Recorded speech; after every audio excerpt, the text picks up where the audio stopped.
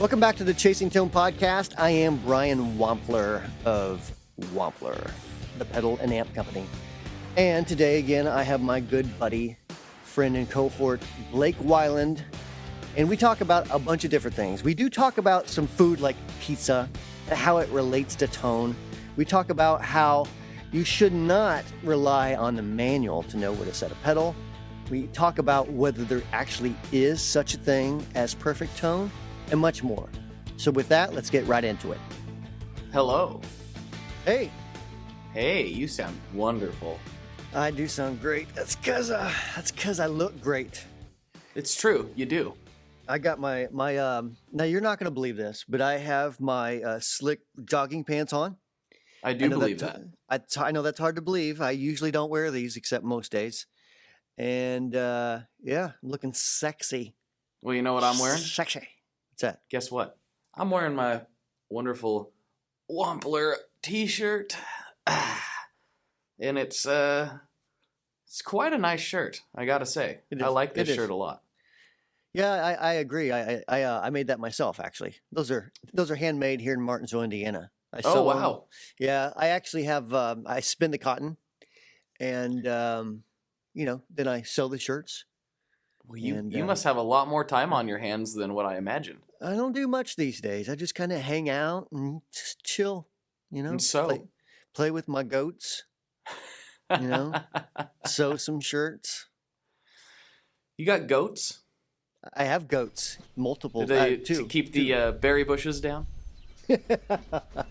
No, actually, we have mini goats. I think they're pygmies or something, which basically they don't do anything to eat grass and poop. So, you don't milk them, you don't eat them, you just let them loose in an area and they just mow the grass. That's all they do. Well, my parents got some like that. They bought them specifically to eat berry vines. That's why they exist.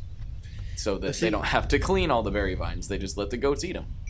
I probably should, you know what? I should try putting them on a leash and just, wherever I have like those vines or the thorn bushes or whatever, just let them eat those things.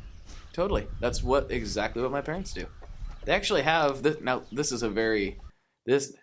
want to hear how hipster Portland is? Check this out. There's actually a service that you can call, and they will bring a herd of goats to your yard. I've heard of that.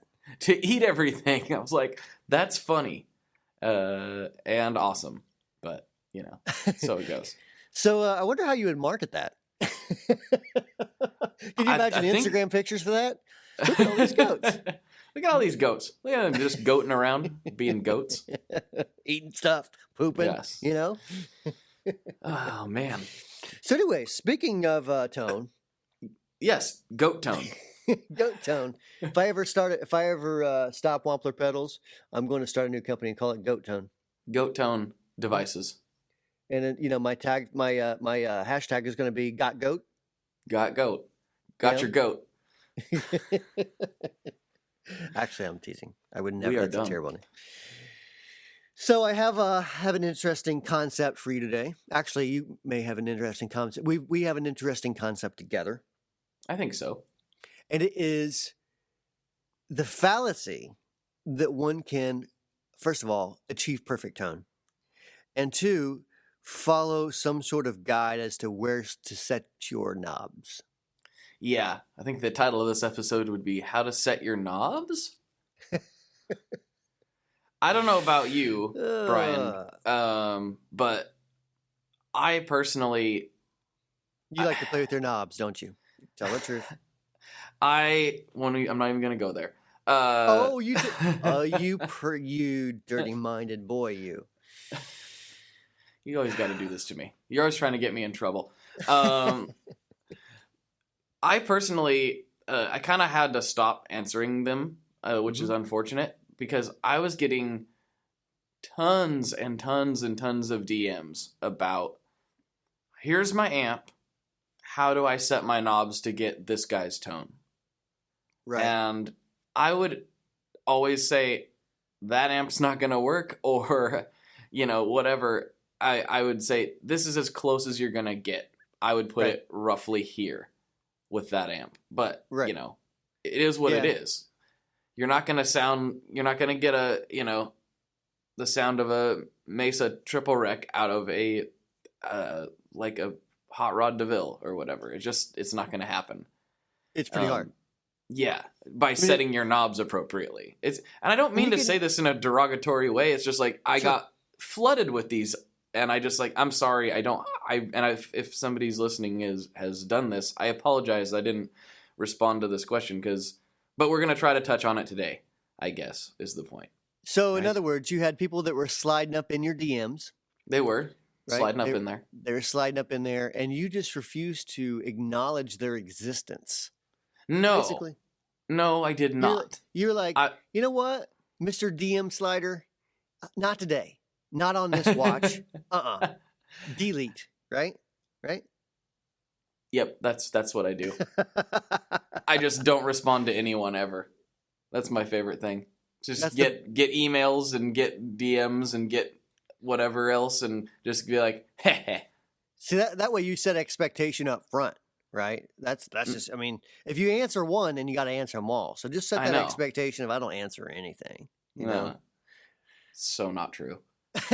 I wouldn't recommend that unless you don't like to eat. Yes, exactly. Okay, so anyways, so like a comment, and I get the same type of questions, but ours is, since our questions are more specific. So since we have like a line of pedals that, like, we do have a triple rec, we do have the Ace 30 something, we do have the catapult, and basically all the very specific niched pedals. But here's the big shocker that I think most people probably don't want to hear. Those are just distortion pedals. So even though let's take the catapult, for example. Even though I have an orange amp that I was really trying to get that sound to, I mean, there's, a very big variable EQ with that. So you can get all kinds of different tones, and it's, may not sound like an orange at all. It may sound just like a really good overdrive or a really bad overdrive. I mean, depending if you like it or not, And the same thing, really the same could be said for all the different pedals. I mean, if we look at the Pinnacle Deluxe, what's there, like 18 switches on it and 50 knobs, and the most common question I always get is, how do I make this sound like Eddie Van Halen, like on the video? And, while it kind of can get that Marshall-y type of distortion, the truth is, like, the Eddie Van Halen sound is the player. I mean, really, I can't get the Eddie Van Halen sound because I can't play that way. It's much easier for me to get like the Brad Paisley or the Brent Mason sound than the Eddie Van Halen sound.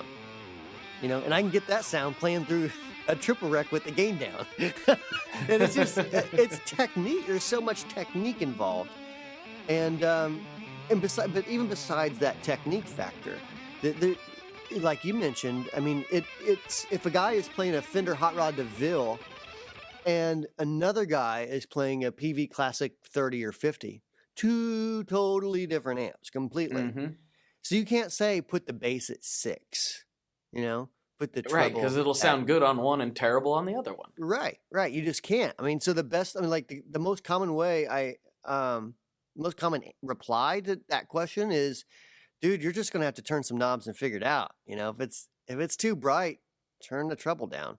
If there's too many mids, turn the mids down. Like, you know what I mean? Like, don't be afraid to start moving stuff and see what you get. Yeah, you're not going to break the amp by tweaking the EQ. No. Or if you are, you need to find a different amp company. Well, and another question along those lines, and I had this question this week. Someone was a little confused because, their question was this. I have a 3-band EQ on my amp. I have a 3-band EQ on my pedal. Like, which bass do I turn? Which treble do I turn? I mean, okay, well, that's understandable. Yeah. And so I was trying to explain, well, like each one of those are kind of controlling different frequencies without getting too much into, like, it's hard to explain it without math, without pictures, right? Because this is an audio podcast. So, like in that certain example, like a bass control on an amp, and you probably know this, like it's not just like 100 hertz or whatever. It's a bunch of different frequencies that it allows back into the signal instead of adding. Does that make sense? Yeah, So, it's so not like an the tone controls on unless they're active. They're a subtractive thing. correct. Correct. So, Yes. you know, on a lot of those amps, if you turn the knobs all the way down, you lose all the like there's no volume. Like it's just there is none. So what those are doing is actually letting a group of frequencies in, almost like almost like a kind of like a crossover if you're into car audio. You know, Yeah, you get kind like a of, variable, kind of. sort of in. I mean, because it's like a broad range. So, man, this I can't explain it without a It's picture. almost I'm okay. looking for my whiteboard. Like it's kind of like this. It's almost like an adjustable. It's almost like a gate in some ways. Yes, Except it's not it's not doing it with noise. It's doing it with different frequencies. frequencies, right? Yes. So Mhm. unless you this is all for passive EQs. Unless you have if you have a passive EQ, you're not actually adding highs to the mix. Mhm. You're just letting existing highs poke through that were already there. And if you turn it down, you're cutting them. Mhm. Same with mids or low. It's the same concept. You're not actually adding anything when you turn it up. You're just letting more through. Right. Now, if you Right. have active EQ, that doesn't apply. You Right. are indeed adding highs to it when you turn it up. For the If most it's part, active. yeah. Yeah. Yeah. So But there's also the incorrect idea that if you turn the knobs all the way up on an amp, that allows all the frequencies to come through. And that's not true as well because when you put that tone stack circuit inside of an amp, it's going to take away, no matter where you have the knob set, it's going to adjust the frequencies somewhat. It's not going to be what the signal that you have before it is not going to be the same as the signal that comes after it. right. It Well, just correct it me if I'm wrong, Brian. But you in amps and pedals, you use the tone stack. How you design the tone stack so that it affects the overall sound. Not so. I mean, that's what the tone stack does, right? Or you am I can all so wet there? yes and no. I mean, okay, I'm gonna speak from an amp. You know what? I take that back. Let's apply this to like like a JFET pedal. Okay, so um, we instead of tubes, we're using JFETs. Okay, Okay. little transistor dealies because they kind of, sort of, somewhat work similar. Okay, um, if you put that same tone stack that you'd find in an amp, and you put that at the beginning before all the clipping, then you're Mm-hmm. really going to tailor the flavor of the clipping a lot. So, for example, we did this in the Tweed 57. That tone stack is the same thing as what you'd find in an amp, like a bassman, Mm-hmm. but it's before all the clipping, so it's really going to shape stuff. So while it is going to get bassier whenever you turn that bass knob up, it's also going to get fuzzier because now you're clipping more bass frequencies, which is what Mm-hmm. fuzz is generally what makes them fuzz. Um, so, you know, if you turn the bass back, now you're crunchier. Same thing with mids and highs. So if you turn the bass back and roll up some mids, you're going to get a much crunchier tone. Versus like if we had all those gain stages and then that EQ, it wouldn't affect it the same way. Then it works a little more like it would with an active EQ, except it's not as specific. And just due to the simple fact of the tone stack being in there, we get some insertion loss, and which, okay, for the sake of this argument, means that it's going to shape the overall EQ no matter how you have the knobs. Okay, Got it. so when you're designing, you kind of have to keep that in perspective. So if I know that tone stack is going to drop the mids just simply because that's what it does due to math, Mm-hmm. then that means if I want it to be neutral, I've got to add more mids in before that. Ah, I You know what I see. mean? Or So after? Can you do it? Well, I or, guess it all or depends on what we're talking it all about. Does depends on what you want. See, there we go back to, well, you can, but you know, do you want it chewer? Or do you want it crunchier? Like there's all this stuff that you can do that in a net is going to change. It's going to change it, you know? mm-hmm. So, I mean, and there's really no right or wrong way to do it. That's why breadboarding is so fun, because there's like a bazillion things you can do with a handful of JFETs and some resistors and capacitors, you know? Interesting. So all of that to say, that's why you can't have one knob setting for everything. I mean, seriously though, it is that complicated. Like And that's how Christmas came to fruition. that's right. Uh-huh. Pretty much. And that's the meaning of life. And therefore, it's lunchtime.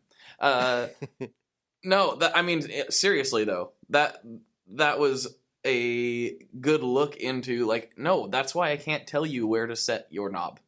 Right. Yeah, and plus, what guitar are you playing? You know, like Right. Yeah, that's a whole. Yeah, what type of pickups are in that guitar? mhm. You know, and where's the pickup set? Like, how high is it? Off, away. How far away from the strings is it? Like Mhm. all of these things have a huge impact. Let alone like what speakers in your amp, what Yeah. kind of cabinet, how big of a cabinet. I mean, like what type of transformers in your amp? Like, you know what I mean? Mhm. If you use a certain type of transformer in the same amp, you can make it very glassy and crispy versus kind of dull just by Oh, changing the totally. transformer. Totally. So I mean, there's just so many different factors to it. You can't really pin it to set the knob at noon. No. But I agree. and I have to be honest, like we have to have those settings on the website as a guideline because that's probably the biggest question that we get is where should I set my knobs? Mhm.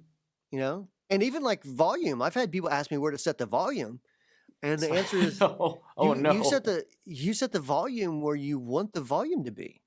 Mhm. You How know, loud and do you want it? right, and that the question is, well, what do you recommend? And so my response is, well, I like to set mine just a smidge above unity, but that doesn't mean that's the rule. That just means that in the same way that I like pizza with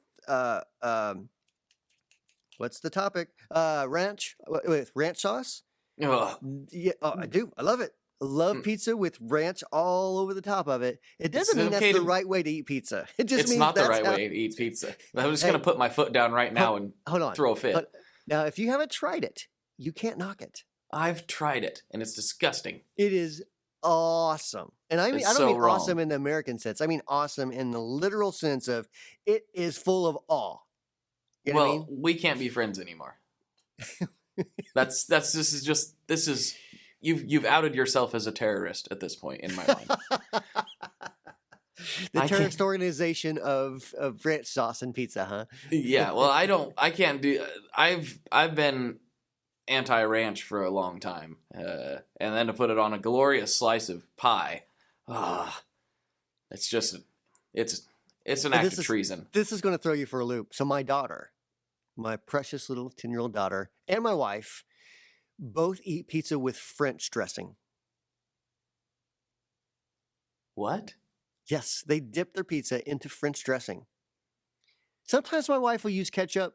But a lot of times it's just gosh, yeah, no, yeah. no, Now, no. now, so me personally, that sounds disgusting. It tastes sure does. disgusting, but to them, it is fabulous, right? So in the same way, I can't tell you where to put the knobs to make it sound good. Not in ranch. Don't put the knobs in ranch dressing. definitely don't put the knobs in ranch or French dressing. You avoid your warning that way. I'm just throwing that out there. Brian, Oh my gosh. I'm gonna need you to come over here. Let me give you some pizza, and then you won't feel the need to put ranch on it. Trust me. Oh, well, don't get me wrong. I don't put ranch on it every time. I'm just saying I do enjoy that every now and then. All right. As an extra aside to this completely off topicness that we're doing. Last night I made hamburgers and I made the patties myself with crushed up Cheetos and some hamburger seasoning. No, that actually sounds pretty good, actually. Yeah, just a bunch of crushed up Cheetos, put it into the mix, made patties, put it on the grill, tasted amazing. Now that I thought it was amazing. I can get behind that. Now my 15-year-old, I've got a lot of kids. My 15-year-old daughter had one, and she said, "This is horrible." And I said, "How can you possibly even say that? Wash your mouth out with soap. This is great." Don't you speak that kind of foul in my house? Exactly. Show some respect. You know? Show some No, respect. some respect. Yeah. So, but I mean, back to everybody has a different idea of what good is, Mhm. and I think YouTube videos make that very misleading. And I did a YouTube video on this a while back. Well, not on this specifically, but the fact that too many people rely on YouTube videos for their sounds, because there's a million things that go with it. Like, what mic did you, what mics, and how were they set? How far away were in relation to the speaker? Like all these kinds of things are a huge factor. And so when you watch Brett Kingman, and you're like, wow, that sounds really good, and you see where his bass, mids, and treble are, and then you go by that pedal and you set everything up the same. You're like, huh, this sounds sucky through my rig. Mhm. It's not bright enough. Okay, well, did you try turning up the presence on your amp? No. Maybe try that. Like try the presence. That controls something different than the treble on your amp. Try the treble on the pedal. Try every control and see what you get. Or Yeah. maybe you're playing a really dark guitar and you just aren't going to get that sound with that guitar through that amp. Yeah, that's a big one too. Um, it is so. I mean, I always try to explain it to people like, and I'm sure all of our listeners, this is like, most of them probably already know all this stuff, but it's a system from your pick or fingers all the way to the speaker, or if you're recording everything up to the recording interface. Um, it's all a system, and it all affects the overall sound, and you got to make adjustments to get what you want. And there's many places to quote unquote tweak the knobs, even if you're not tweaking knobs. Maybe you're using a different cable or something. Mm-hmm. So it's just there's the whole thing is a one big system, and you kind of have to look at it that way. And if you really want to figure out how to dial something in, that's what I agree. Um, and that's all I got. And that's it. End of the podcast. Oh man. I thought we would have more to say on that subject, but we really did go pretty in depth in a relatively short time. Did we just talk really fast? No. I mean, you know what? We could talk some more about food. Okay. That sounds pretty good. I had a really delicious meal last night. It was a hamburger helper. No, definitely not. It was a scramble with cheese and eggs and peppers and some chicken in it, or not chicken, some sausage, and I ate that with a bagel and cream cheese. It was very good. So let me ask you the truth. I need the truth here. So Mr. Keeley, or your buddy's with him, so he's Rob to you. He's Mr. Keeley to me. Yes, Anyways, I'm saying that's a joke. So, just because Robert's been around, he's like the king of guitar pedals, right? So I got to ask you this: whenever Robert was over at your house, did he give you any cooking tips? He did not. He did not give me any cooking tips. If I would have had more time to prep, I would have smoked that man a brisket and wanted his honest review on it. Because man, feel like that would be like borderline having like, I don't know, who's a famous cook, Wolfgang Puck or something, right, critiquing your food. Because I'm picturing like he comes over to your house and you're like cooking something and he's like, no, you're doing that all wrong. Please just move out of the way, and he like takes over and makes this fantastic meal. And you're like, Robert, please never leave. Please move here, stay in here. We will provide you all the tools you need to make me very fat. So if no one knows what we're talking about, so Robert is actually a very good cook. That's a passion of his and a love of his. And if you follow him on Facebook or Instagram, you'll see that the man's got some seriously mad skills in the kitchen. Totally. And I told him, I'm like, Robert, if this pedal gig doesn't work out, like you got a hell of a business already just by, what you're doing, man. You probably could open up a restaurant or something. No kidding. I mean, we recorded a podcast and that'll be dropping here in a day or two. And we did talk about it a little bit. And it's kind of interesting to note, like, he views it very much as similar to designing pedals. Like, you got to get all the right pieces and put them in the right place in the right time. It's like he feels when he goes in the kitchen, it's another creative outlet for him, which is it kind of shows. Like, you can tell, like, somebody doesn't prepare meals like that unless they really enjoy doing it. Right. Which it's just interesting that's another. I wouldn't have never thought that the two were related, but he relates them in his brain, and it makes sense. I could totally see that. I could totally see that as a creative process and a creative outlet. It's one that I suck at. I'm really no good at. But yeah, wait till I tell him you put ranch on your pizza. He'll defriend me from Facebook. Defriend, unfriend, whatever. You'll never speak to him again. Like, oh, it's that guy. Huh. Brian. Ranch Boy. It's Ranch Boy. Brian Ranch Boy Wampler. That's a name for a pedal. Ranch Boy. I thought the same thing as soon as you said it. Really? Yes. I was like, there you go. The Ranch Boy delay. I don't know. I was thinking Ranch Boy Rat Clone. I don't know why. Right. Ranch Boy, because only a dirty rat would put ranch on it? I don't know. Maybe so. I'm never going to let this go. I don't think, I mean, you shouldn't have told me that. I'm never going to get over it. I promise you, it's actually really good. The trick is in what type of ranch sauce you're using. You know what I mean? Because you don't want to use like ranch dip. It really has to be ranch dressing, and it has to be a good ranch dressing for it to taste best or sound the best. But yeah, like you got to try it. So I'm not gonna try it. I already tried it when I was in elementary school, and it was gross. But see, you were a kid then. You didn't know anything. You didn't even know tone back then. No, that's true. I didn't. Like you couldn't discern the difference between Motley Crue and yogurt. I don't know. And yogurt. But, I was gonna say Garth Brooks, but yogurt's funnier. I don't mean. Brian. I don't know if we can make this episode any more of a mess. Can we?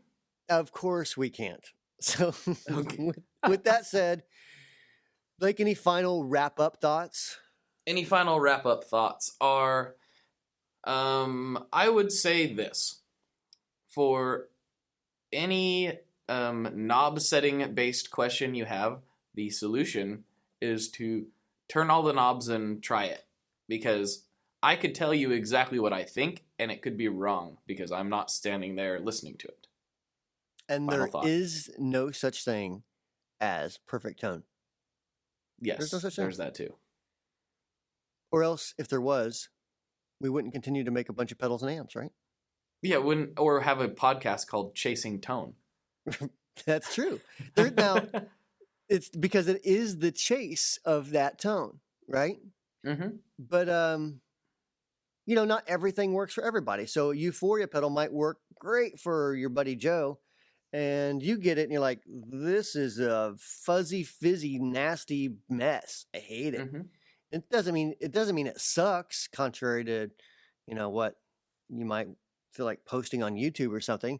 But it just means it's not something that you resonate with, in the same way that Blake is wrong about ranch and pizza. I'm not wrong about that. I'm not. But it's the same thing. It's the same analogy. So that's my final thoughts. Okay, that works for me. I'll talk to you next time. Later, skater. So thanks so much for listening to the Chasing Tone podcast. I really appreciate it. If you have any questions or comments, please email podcast@wamplerpedals.com. That comes straight to me, Brian. And if you have any questions from Blake, you can email info@tonemob.com. Please make sure you check us out on Facebook. So Blake has the Tone Mob group. We have the Wampler Pedals Tone group. And of course, we have Facebook pages and Instagram pages and all that good stuff. So if you have any more questions or comments, you can always just slide up into our DMs there, or send us a message, or send us an email, or something like that. Appreciate it, and until next week, we'll see you later.